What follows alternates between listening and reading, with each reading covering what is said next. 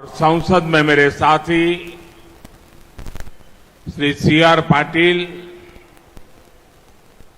केंद्रीय मंत्रिपरिषद के मेरे सहयोगी पुरुषोत्तम रूपाला जी, मनसुख मांडविया जी, डॉक्टर महेंद्र मुजपरा जी, हमारे वरिष्ठ नेता श्री वजूभाई वाला, श्री विजयभाई रूपाणी,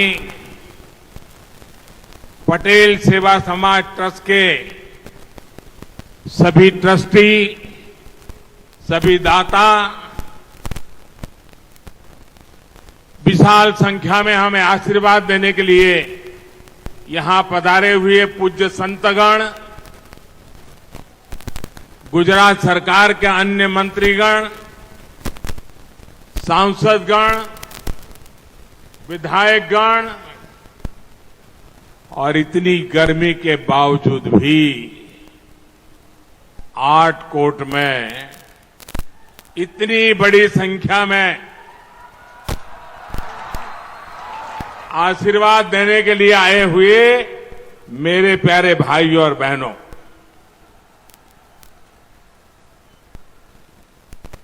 मुझे खुशी है कि आज यहां Matoshree KDP multi specialist hospital का शुभारंभ हुआ है। ये हॉस्पिटल सौराष्ट्र में स्वास्थ्य सेवाओं को और बेहतर बनाने में मदद करेगा। जब सरकार के प्रयास में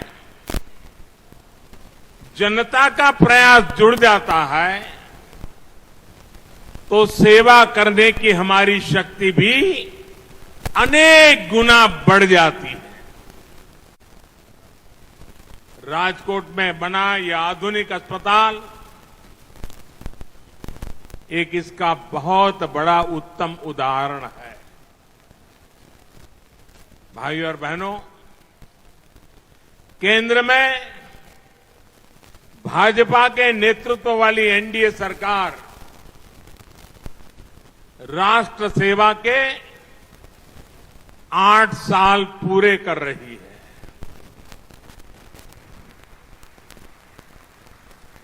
8 વર્ષ પહેલા તમે બધા મને વિદાય આપી હતી,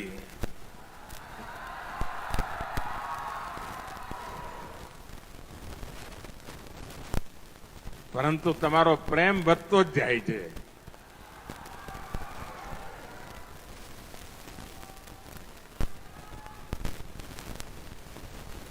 आज जब गुजरात की धरती पर आया हूं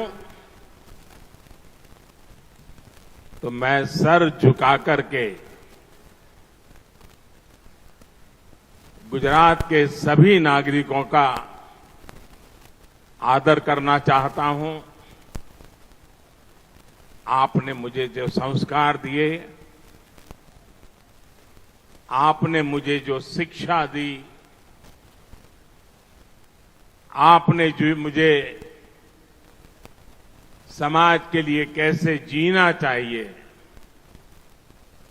ये जो बातें सिखाई, उसी की बदौलत गत 8 वर्ष मातृभूमि की सेवा में मैंने कोई कोर कसर नहीं छोड़ी।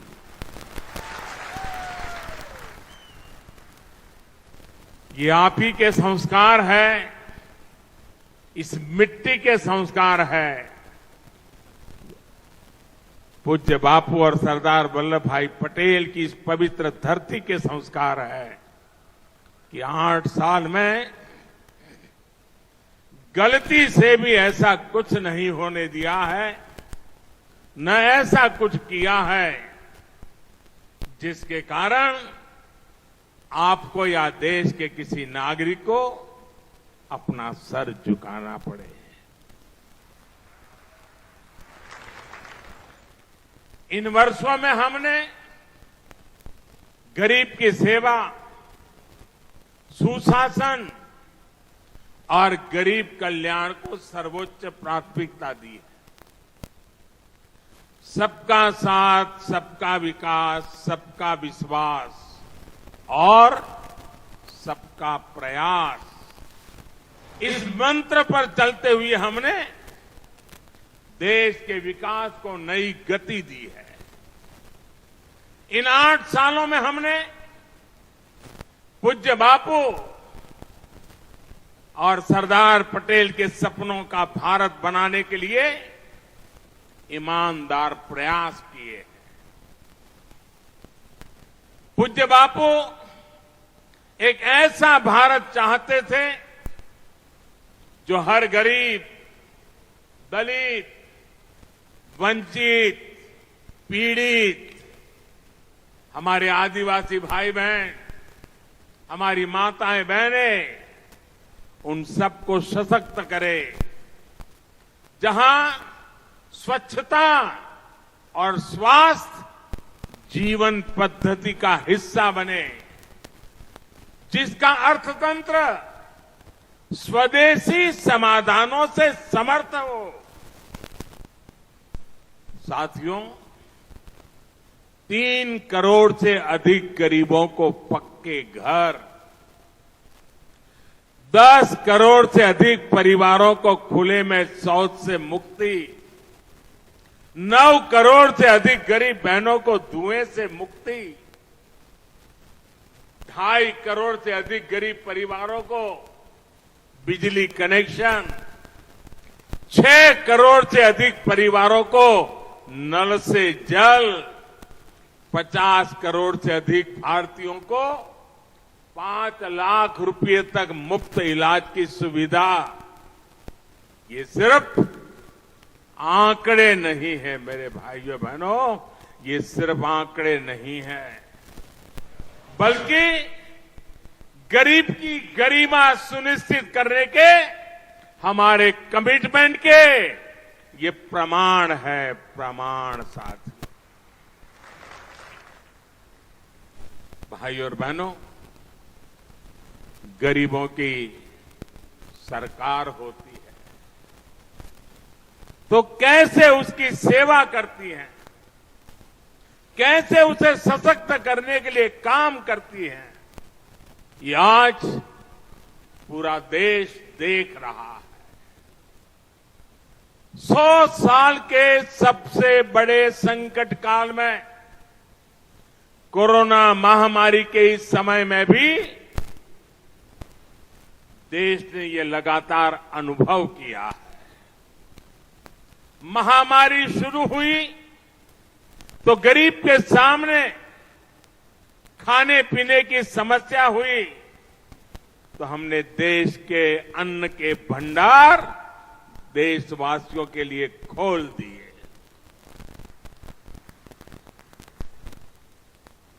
हमारी माताओं बहनों को सम्मान से जीने के लिए जनधन बैंक खाते में सीधे पैसे जमा किए, किसानों और मजदूरों के बैंक खाते में पैसे जमा किए, हमने मुफ्त गैस सिलेंडरों की भी व्यवस्था की ताकि गरीब के घर की रसोई चलती रहे, उसका घर का चूल्हा कभी बुझ न पाए। जब इलाज की चुनौती बढ़ी तो हमने टेस्टिंग से लेकर ट्रीटमेंट की सुविधाओं को गरीब के लिए सुलभ कर दिया।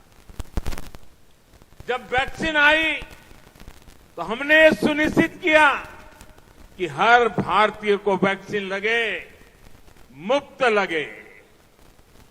તમારા બધાના વેક્સિન લાગ્યા છે ને? ટીકાકરણ થઈ ગયું છે ને? કોઈને કાણી પાઈ આપવી પડી છે? 1 રૂપિયો ખર્ચવો પડે છે? भाइयों बहनों, एक तरफ कोरोना का ये विकट समय, वैश्विक महामारी, और आजकल तो आप देख रहे हैं युद्ध भी चल रहा है। टीवी पर आधा समय युद्ध की खबरें हर किसी को चिंतित करती है। इन परिस्थितियों में भी हमने निरंतर प्रयास किया